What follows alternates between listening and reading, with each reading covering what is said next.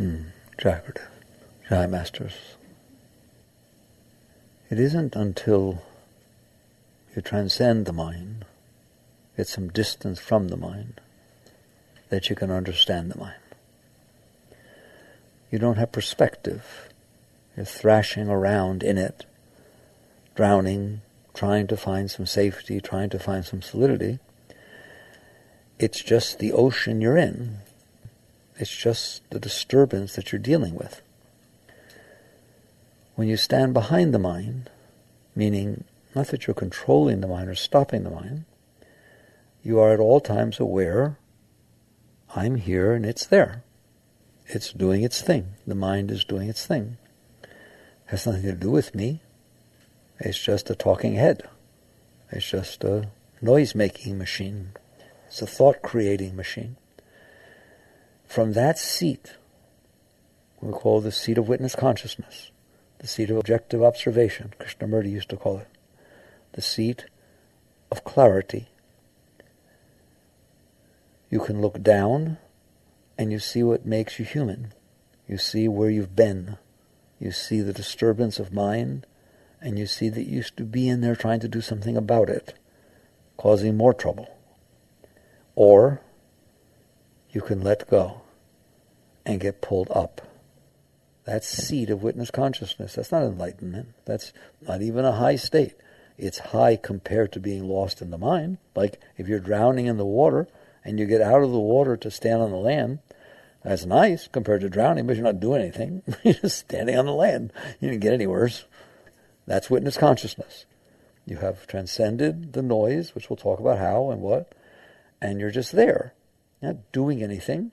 You're just being. You don't have to try. If you open your eyes and look at something, how hard do you have to try to see it? That's a funny question, isn't it? It's effortless. That's what it's like to sit and witness consciousness. You're not meditating. You're not willfully doing positive thinking. You're not doing anything. Just the same as when you look at something, you're not doing anything. You just, there it is and there you are. You see it. Why don't you see your mind that way? There you are and there it is. That's the seat of clarity. That's the seat of objective observation. So you call it nowadays, they call it mindfulness. I don't know why, because you're not full of the mind. Before you were very full of the mind. But anyways, that's the term we use. Everybody's got different. But mindfulness, objective observation, witness consciousness, they're really all talking about the same thing, which is, are you in that mind, reacting to it, lost in it, trying to fix it, trying to stop drowning, or have you taken your seat behind it? It still can do what it does, but you're not participating in it. It's just something you're looking at. That is an effortless state. That's how you can tell that you're actually approaching witness consciousness. People struggle to try to attain witness consciousness when in reality what they're doing is trying to create a place in their mind that thinks it's watching, and it has to struggle to do that. I'm telling you that the more you grow, it is exactly the same as when you open your eyes and see what's in front of you, except what's in front of you is your mind. You're in here, it's inside. It's just talking. It's just doing its thing. It has nothing to do with you. There's no effort. There's no anything. That's what they mean by just being. So you're conscious, you're there, and your mind is doing its thing. If you go down into the mind, you're going to get all involved in what it's doing. If you let go, over time, there is a force that still has nothing to do with you. It's just there that will start to pull you back deeper from where you were sitting. The mind pulls you into it. The Shakti pulls you out. And it just starts pulling you out. Maybe you never noticed that there was a force in there. Of course not. You're too involved with the mind. It's drowning. It's a problem. There's an issue. I mean, God, there's always something going on in the mind they have to deal with. So because you're busy dealing with the mind, you can't experience the Shakti. And we'll talk about how to get there, when you are comfortably sitting behind the mind, not out of effort, but just because that's where you are. You are sitting behind the mind. Then you will start to feel an energy pulling you in. That is spirit. That is Shakti. That is the chi rising up. And it starts to pull you back.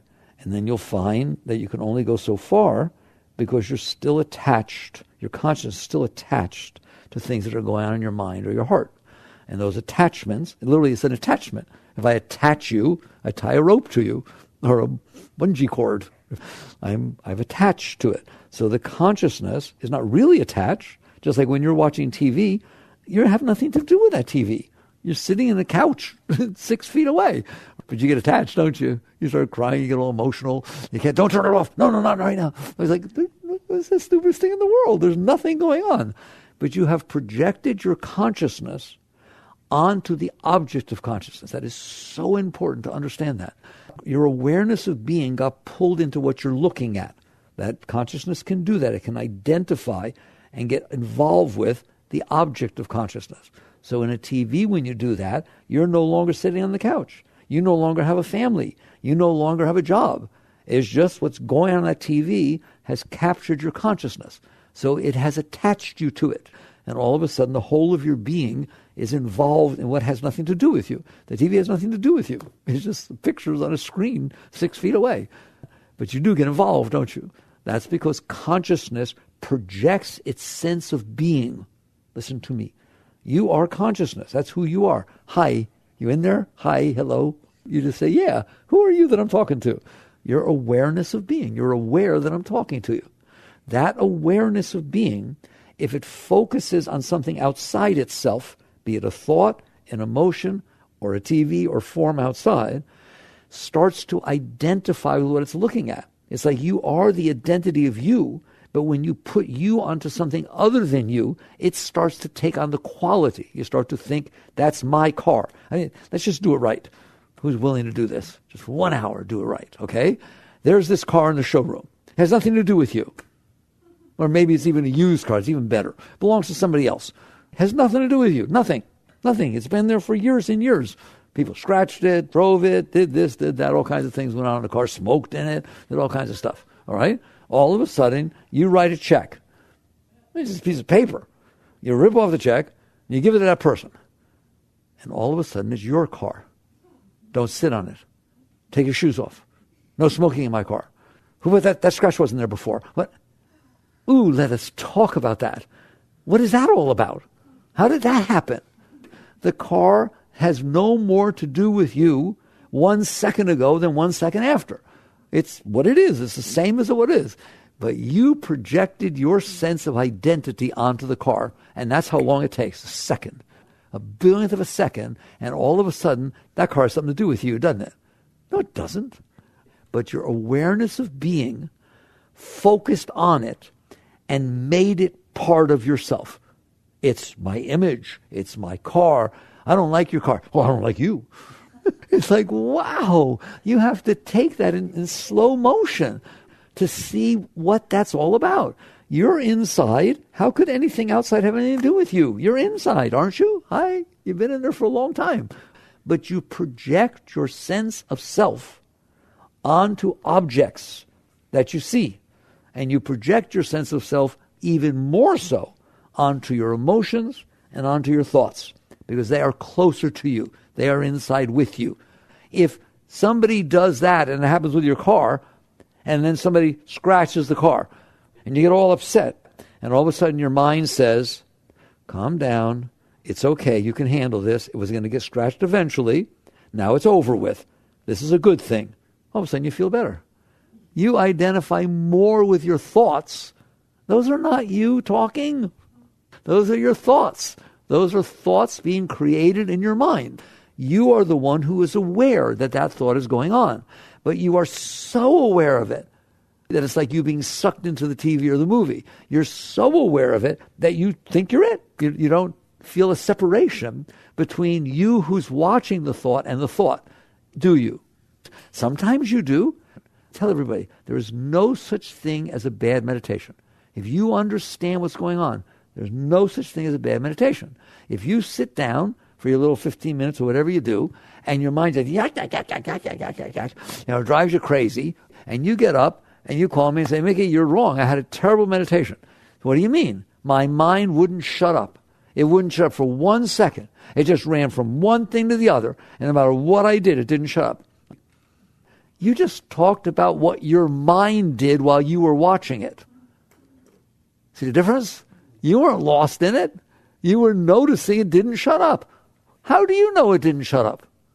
I'm asking you, how do you know it didn't shut up? Eventually you'll look at me and say, because I'm in here and I saw it. You who's in there that saw it not shut up is the highest thing that ever walked the face of the earth. Where do you find out who you are? Nothing's high in here. It's all balderdash, okay? But that knows that it knows that it knows, that's called the self, the Atman, the soul, the spark of God. When the Bible says man was created in the image of God, they are talking about that. They are talking about your awareness of being. You who's in there that knows that you know is the same as when the burning bush told Moses, I am that I am that I am. Who do I say sent me? God. What's his name?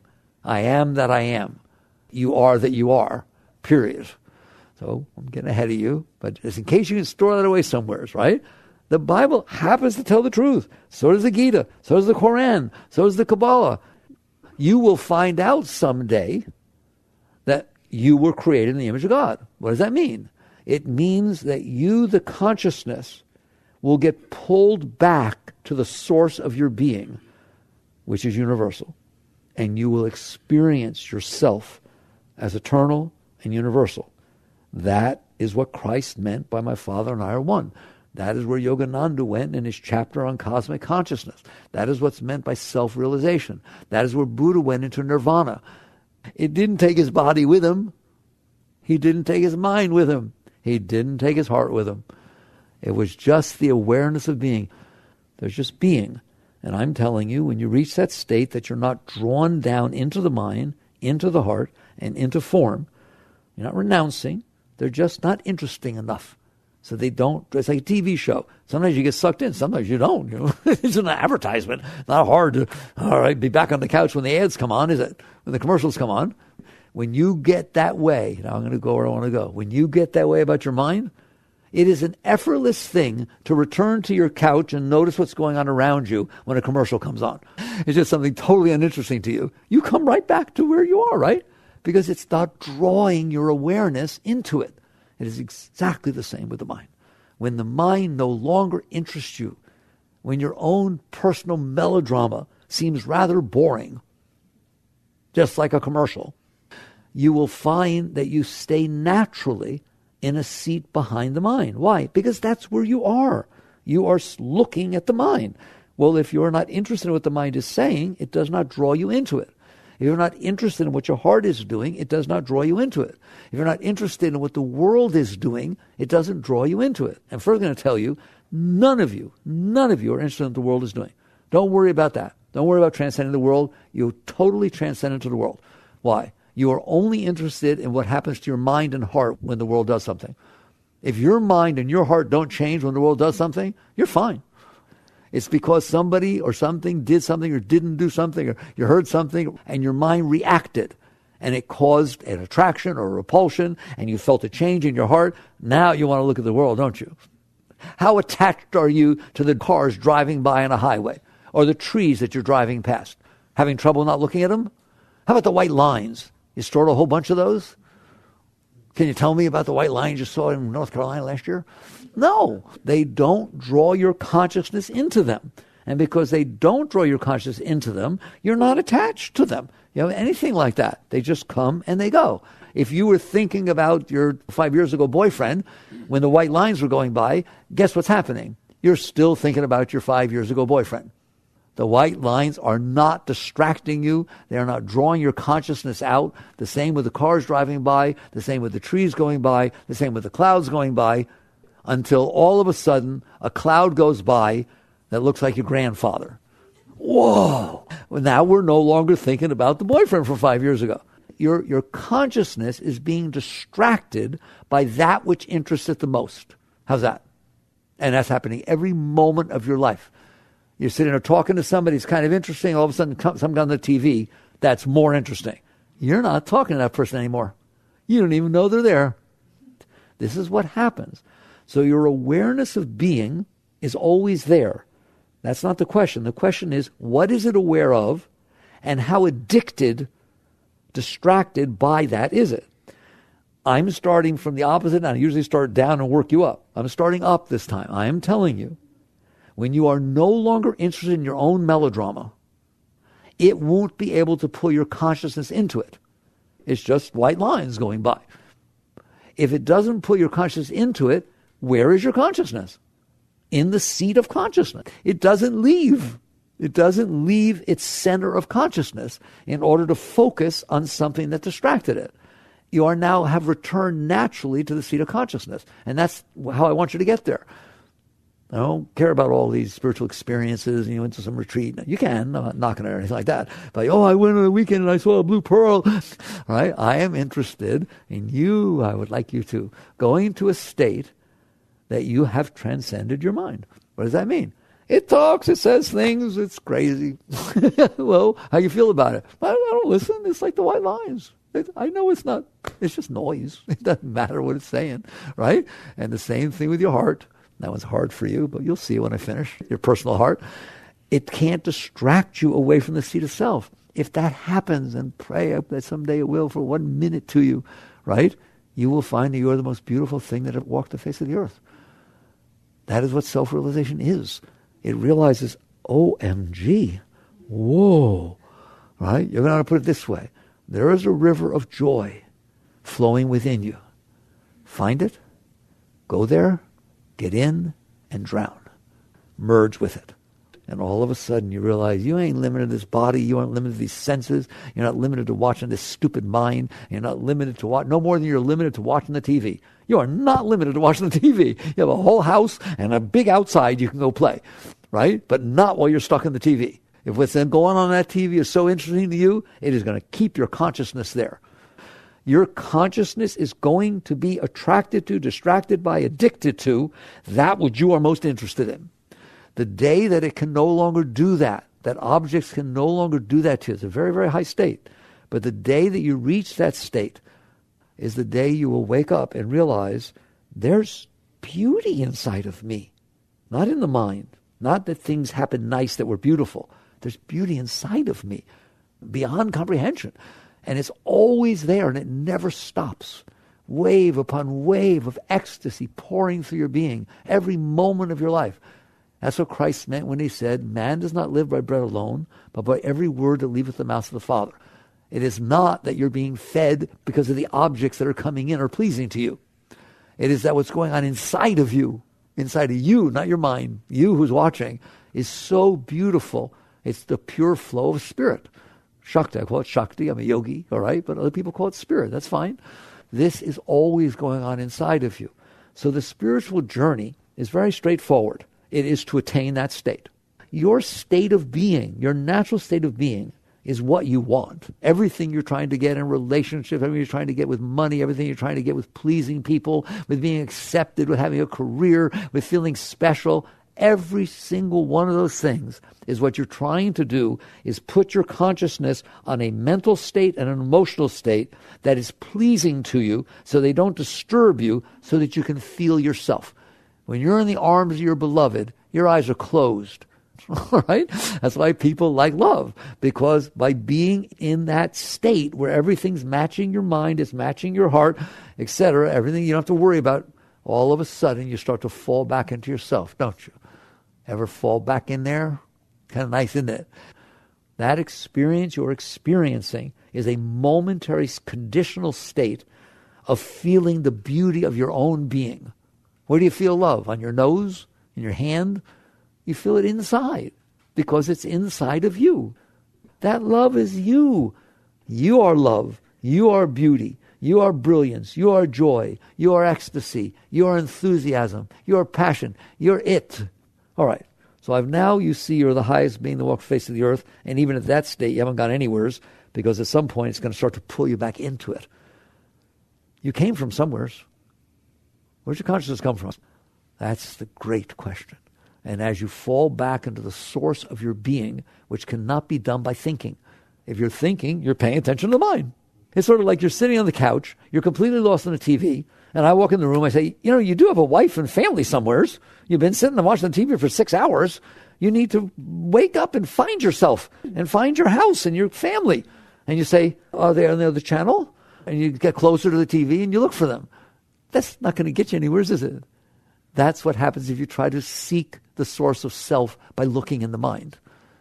That's why thoughts can't help you. The very fact that you're looking at them means you're not exploring the source of your being. There's a line in the Third Zen Patriarch, which is very deep, one of the deepest writings ever, a treatise on faith mind. That's the one that starts off, the great way is not difficult for those who have no preferences. One of the deepest things ever written. There's a line that says, to seek the non-discriminating mind with the discriminating mind is the greatest of follies. Now that's Zen. Zen talks about the seat of self as a higher mind, as clear mind, as void mind, instead of God. But net result is to seek the non-discriminating mind, meaning the mind that's not creating thoughts, the mind that sees everything as whole, clarity. You understand that? The oneness. To seek that by watching the discriminating mind, by watching the mind that's creating thoughts and thinking about them, is the greatest of folly. Can you understand that? It will help you get there by understanding. All right? Because you'll see kind of like see your pathway. So if the mind is thinking about God, you can't move any further away from God. It is only by letting go, by being willing to fall back into the seat of awareness, that you will start to directly experience, not believe, directly experience the divine. You experience Shakti, you experience spirit, and it pulls you into it, and it's so filled with love. That's why you love God. Not because you were told to, but because you actually return to the source of love. You've heard God is love. That's what it's talking about, all right? As you fall back in there, you get to know the nature of the creator of the universe. Why? You're part of it. You were created in that image. You can fall back into it. So that's the high state. Now let's talk about going down. Why? Because we're not there. So let's at least find out in slow motion how we fall out of that state, and that will show you how to get back. You understand that? It's like you take your road back, work your way back. So what happens is, because the thoughts in your mind interest you, most people don't even know about the state I just told you about. They've never had an experience. So because the mind is so addictive, it is so interesting, it is so full of your own little personal drama that you listen to every word it says. You go to a party, you've been looking forward to it. You go in, and all of a sudden your mind says, I'm not comfortable. I see Sally's here, and I don't want to see Sally. I don't want to be here. I want to leave. You actually leave. That's the most amazing thing I ever heard of in my life. You actually leave the party that you were looking forward to because your mind said, I don't want to be here. It could have said, oh, I like it here. You would have been much better off. It's just a stupid thought. Has you ever watched your mind change its mind? It just sits there and starts talking. No, I don't want to go. I don't want to go. Paul's going. Oh, if Paul's going, I want to go. Like, holy mackerel. I can't, it makes me laugh my head off. You going to listen to that thing? That thing's nuts, isn't it? I want to ask you a question. Does it know what it's talking about? If it knows what it's talking about, why does it keep jumping back and forth? No, yes, no, yes, okay, we're going to do yes. Nah. It's so cute. Indecision is one of the most spiritual states you will ever be in if you're wise. Why? Because what does indecision mean? My mind doesn't know. If it knew, it would tell you. Well, should I go on a vacation to Hawaii or Alaska? See, that's how much it knows. One's hot and one's really cold. It can't make up its mind. You want to know why it can't make up its mind? Because it doesn't know. Why would it know? Why would it know? It hasn't been there yet. It hasn't experienced it yet. All it can do is watch the things on the web. Would I like that? Seems like I might like that. No, it looks awful cold. I don't like it. It's like it's trying to figure out whether it's going to like it because it doesn't know. All right. So this is what it means to listen to the mind. What you'll see is as follows. I've tried everything, but I found the things that really works is what Buddhists call right understanding. If you can understand, it's one thing for me to tell you don't listen to your mind, right? But it's hard. Mind's very persuasive, isn't it? But if we talk about why did the mind say what it said? Why did it say I don't want to be here? Why did it say I like her? Why did it say, well, I'm not so sure I like her? Why is it saying those things? I'm not making it say it, are you? Did you decide, okay, I think I'll be neurotic today. First I'll make the mind say, yes, I want it really bad. Then I'll have the mind say, no, I don't think I want it. Then I'll have it say, I do want it. Are you in there pulling the strings, making it say that stuff? The answer is not a chance in the world. It's doing it all by itself, isn't it? Those thoughts are creating themselves. That mind's in there doing its own thing, isn't it? It just starts thinking and changing and doing this stuff. Oh my God. You're just in there addicted to it, watching it. Why does the mind say what it says when it says it? You have patterns that have been stored in your mind from your past experiences. You met a Ben once. He was really attractive. You went on one date, and somehow his family moved, he moved. So you got real nice stuff in there about Ben's. All of a sudden, somebody wants to hook you up with a blind date. I don't feel like going on. What's his name? Ben. Okay. Believe it or not, as embarrassing as that is, that's where the okay came from.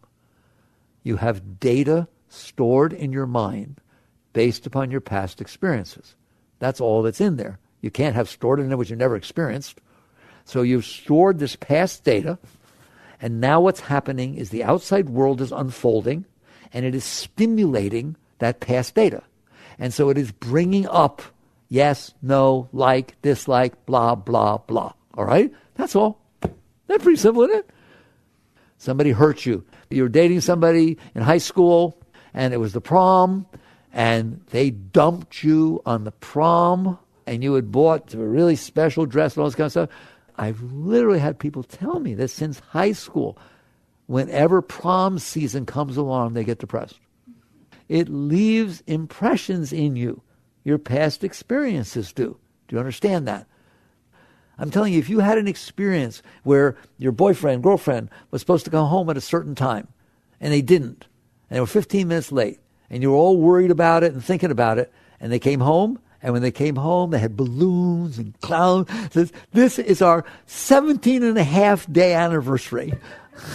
Oh, I didn't miss it. I wanted to make a big deal because my father did it to my mother at 17 and a half days, and they fell in love, and he told me about it, so I wanted to do it with you. Weird. So he's got his impression. He's bringing that impression to you. I guarantee you that next time you're in a relationship and somebody doesn't show up for 15 minutes, you will be excited waiting to see what's going to happen.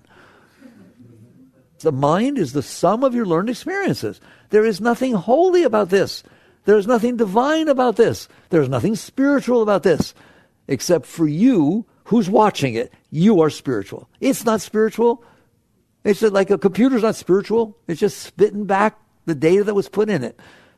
So all this noise about trying to figure things out and what do I want and what should I do and blah, blah, blah is you, the consciousness, going to the mind to say, I don't know what the heck's going on. You figure it out. And the mind should just say, I don't know anything, leave me alone. But it doesn't. It's like your servant that says, okay, I'll try. And then it tries everything on. You sit there and try to see, if I go here, will I like it? No, because it reminded you of some bad experience you had. And that's all that's going on. It's just a bunch of data from the past. And you're trying to, what did Christ say? Don't build your house on sand. That's a little looser than sand. How can you build your life based on that? And the answer is, it's not very solid, is it? Come on, you're in there. You can change on a dime, can't it? Right? So you can't live with that.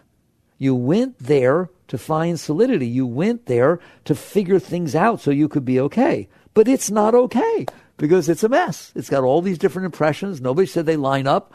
One thing happened nice with the color blue. The other thing happened terrible with the color blue. Do you like blue or not? I don't know. Sometimes, it gets weird, right? So you're trying to build your house on something that is so loose. It's not even there. It's just thoughts. They have no solidity at all. Do you understand that? But you don't like that. You don't like that it has no solidity. That's not comfortable to you. You went there for solidity. You literally went into the mind to find out how to be okay. You went into the mind to find out what you're supposed to do to be okay, didn't you? And it's not giving you a good answer. So you then use your will to build what I call false solidity inside your mind. This is my husband. This is my child. He gets A's. This is my car. Nobody sits on it. And this is my parking spot. Everybody leaves it for me. This is my job. This is my boss. This is my underling. This is how many people report to me, et cetera, et cetera, et cetera. You got it all figured out, don't you? Tomorrow we're going sailing. It's not going to rain. You're just doing things with your mind to try to create solidity. And then you stand in that. Well, what happens when the child who's supposed to get straight A's got a B? How you doing? You're freaking out. That's why. It has nothing to do with the child. Don't tell me, oh, I just want him to have his best shot. He's in the 4th grade, but they look back to the 4th nowadays in Harvard, right? No, don't you dare think like that. You have built a self-concept. Ever hear that word? What a self-concept is a false sense of self that you built within your mind. That's where concepts are they not? Concepts aren't out here. Real things are out here. Concepts are in your mind. So you built in your mind out of thoughts. You went in there, you're not comfortable, you're lost in there because you lost your sense of self. So you're looking into the mind for solutions because it's got all the answers, right? And since it doesn't have all the answers, you weave together out of thoughts, you build this seemingly solid concept of self. I'm the person that's good at bowling, but I'm not good at ping pong. I'm the person that can play the guitar, but I can't play the piano. And I'm very good at the guitar. You build a concept of yourself out of past experiences, and you try to make it solid. You convince everybody, you have to sell yourself. If you say you're good at the guitar, and you tell all your friends, you better get everybody to agree. Otherwise, it's like an attack on your personal being. You freak out. This is your husband. All of a sudden, he's dancing with somebody a little too close.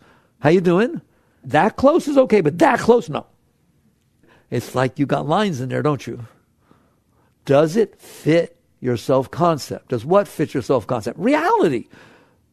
Reality is still out there doing its thing. It comes in through your senses, and you can't experience it because you got a way it needs to be. And you got a way it better not be. I'm not going to go too far. I don't want to scare you. But do you see that? Do you indeed have a way built inside of you that the world better be when you look at it? And if it ain't that way, there's some suffering going on. And if it is that way, there's some lovey-dovey going on. And that's all that's going on. And every one of us are different. Why? We all built different self-concepts. Why? Because we all had different experiences. Everybody. When you were young, you had to wear glasses. And you felt awkward and weird. So now you hate that you have to wear glasses. You're the first person to put contacts on. You can't believe anybody would wear glasses. When you were young, you got hired at 5 years old to play a TV role, and they put glasses on. Oh, you were so accepted. It was so beautiful. You loved glasses. You would never wear contacts. I don't know what's the matter with these people. They look so good. It left impressions on you. It has nothing to do with you. Nothing. But you took these good and bad experiences and built a concept of yourself made out of those experiences. I'm the one that likes this and I don't like that. No, you're not. You're the one who watches your mind say, I like this and I don't like that. You do notice it saying it, don't you? Okay. That is spirituality, is you make the shift from living inside your mind, where you built this false solidity, to being the one who's noticing. That's witness consciousness. Now, I showed why you're lost. Now I showed you your way back, didn't I? Someday you will understand when I say to you, you need to be able to sit in there comfortably with the mind saying whatever it says, and you couldn't care less. Because it doesn't know what it's talking about. It's just trying to build something out of your past experiences, and it has nothing to do with what's going on now. So good luck. And now you're out there trying to make what's happening now match what you made up. That gets so funny, I can't even talk about it. It's bad enough you made up a concept of yourself that will make you be okay and that you think you are and that which you shouldn't be. But now the world is unfolding. That's not okay with you. It better unfold in accordance to what you want and not unfold the way you don't want. All right? A wise being does not play that game. They, one, don't go into the mind to try to find themselves. Why? You're the one who's watching the mind. There's not a thing the mind can say that's you. You're the one who watched it say it. Do you understand that? You're not going to find which channel are you in the TV? None. Okay, don't be changing channels to find yourself. Be aware that you're the one who's watching every single channel you change. That's who you are, isn't it? I'm telling you, it's exactly the same inside. You are the one who is watching the mind come up with concepts and views and opinions and preferences and hopes and dreams and all that mental stuff and trying to live in there. You've tried to build a bed in there. That's so cute. Because I know you hear me. This is so clear. Can I quote you? And see, Christ was very high. Christ once said, birds of the air have nests, foxes of the earth have holes, but the Son of Man hath not where to lay his head. Everybody's trying to build their home somewheres. inside the mind or out here, right? You try to build a house in there, don't you? You're busy with a self-concept, looking into your mind, trying to find yourself. But the Son of Man, the wise one, hath not where to lay his head. You're not trying to do that. You're comfortable in the state of your own being, not in the fact that your mind is getting what it wants, and so on. So everybody's doing this, which is why so few people are realized. Every single human being that walked the face of the earth is caught in their mind, aren't they? All right? It's just, they're just got different stuff going on. So the only way you're really going to get out permanently, clearly, totally, becoming established in the seat of self, is that you're capable of sitting in there with the mind saying whatever it has to say, and it's just, you done yet? I just think, God, I've heard that before. That's how you are with that kind of mind. It's like, you need to talk about Sally and how she left you 5 years ago. So let's play the violin, man. You played that tape so many times. You really expect me to listen? I just think I'd rather do a mantra. I'd rather sing God's name, right? You lose interest in the drama. Where's it going to take you? Where does something that happened to you 5 years ago that doesn't exist anymore going to take you? Nowheres. Why are you doing that? Because I'm not comfortable with myself. I need to build a place within my mind that's more comfortable, and then I go hang out there, right? You get older. I remember when I was 20. Remember when we were 20? And we used to go off and, what are you doing? You're not 20 anymore. What the heck are you doing saying my best years when I was 20? That's because you keep going back there and they don't exist anymore. Would you like to take photographs and motion pictures of every nice experience you had so that when you're older, instead of having more, you can live in the past and look back and try to get Shakti or good feelings from what happened before? It's called be here now. Be here now. I don't care how old you are. The joy comes from the consciousness. It has nothing to do with age. It has nothing to do with anything. The joy is in your own being. If the only time you're going to open up is if you go back to situations that made you feel good before, you're not living your life anymore. You're trying to hide in the past. You're trying to recreate situations from the past. A wise being does the following work. I am the self. The mind has got some issues, right? And I've been trying to hide inside of a mind that's got issues. Not easy, is it? Not easy at all. Now let's throw the heart in. You have stored emotions inside your heart based on your past experiences, right? You hear somebody's name, ooh, heart does that, heart does that. Okay, it is the exact same thing. So you're trying to live in your psyche. I call the psyche the combination of mind and heart. The emotions and the mental patterns go hand in hand. And so you stored stuff from the past, which caused certain thoughts and caused certain emotions. And if they are nice, you try to go back there. You try to experience those emotions again. You try to go back. Let's go back on our honeymoon. We went to Niagara Falls 46 years ago. Now we're not getting along so well. Let's go back to Niagara Falls. We really were doing well then. Well, you were just married. You didn't even have time to get on each other's nerves. You don't honestly believe that by going back to Niagara Falls, now that you're fighting with each other, that somehow it's going to go back to the way it was 46 years ago. So what you're trying to do is recreate the situations that bring back up the energy that you enjoy from the past. That is a very futile and silly thing to do.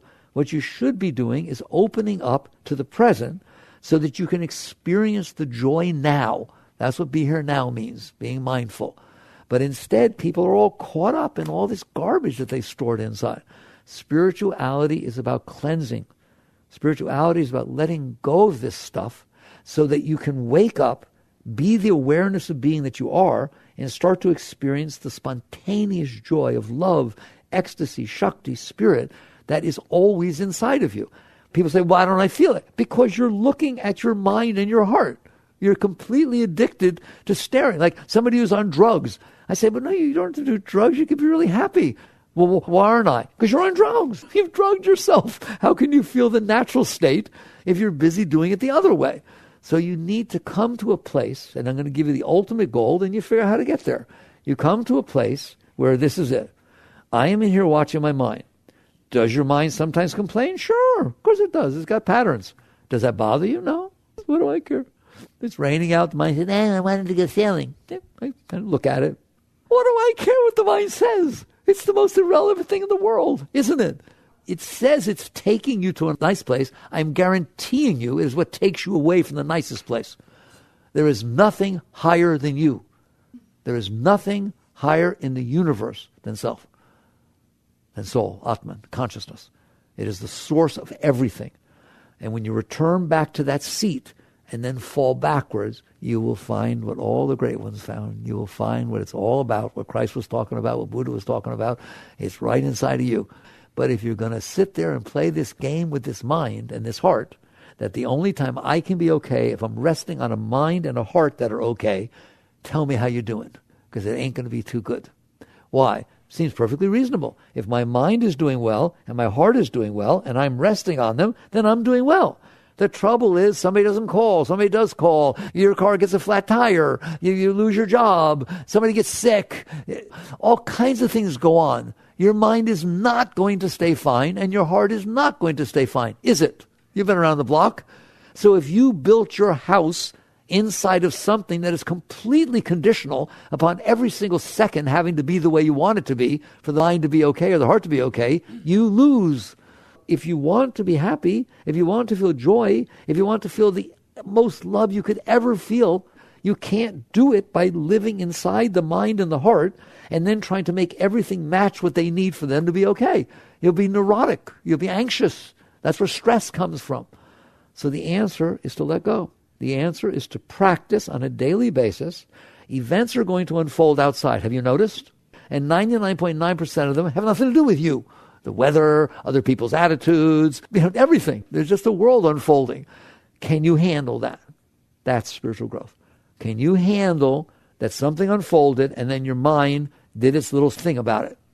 I don't like it. I like it. Right? Can you just look at the mind and say, I ain't living there anymore? Not suppress it. Not get mad at it. Just relax.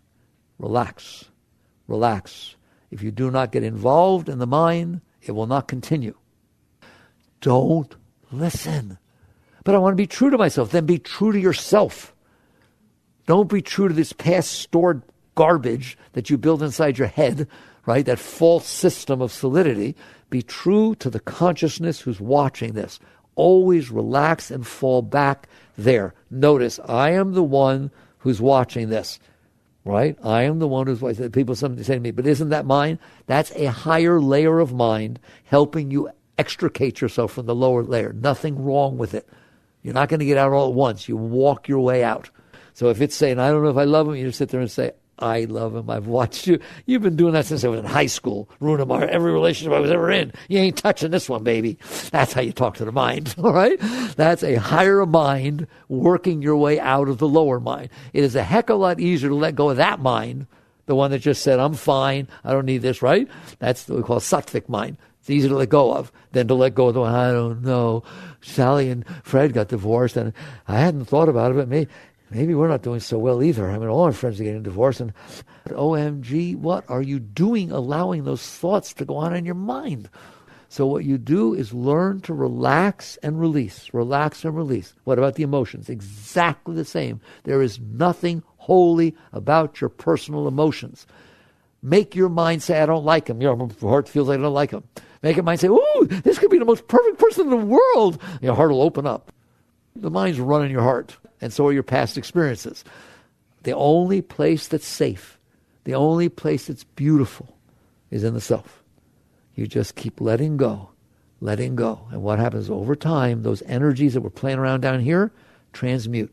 They come up to you and you become stronger and stronger until someday you don't have to do a single thing. You will never, ever leave that seat.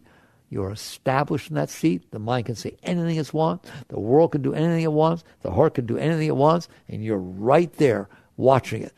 Been there, done that, seen it before. I ain't going in there, right? And all of a sudden, you start feeling the joy of your own being. And that, you'll never leave that. You'll never, ever leave that, all right? Because it's the most beautiful experience you ever had, and it's free of charge, all right? And you'd be an idiot to leave ecstasy to get involved in garbage.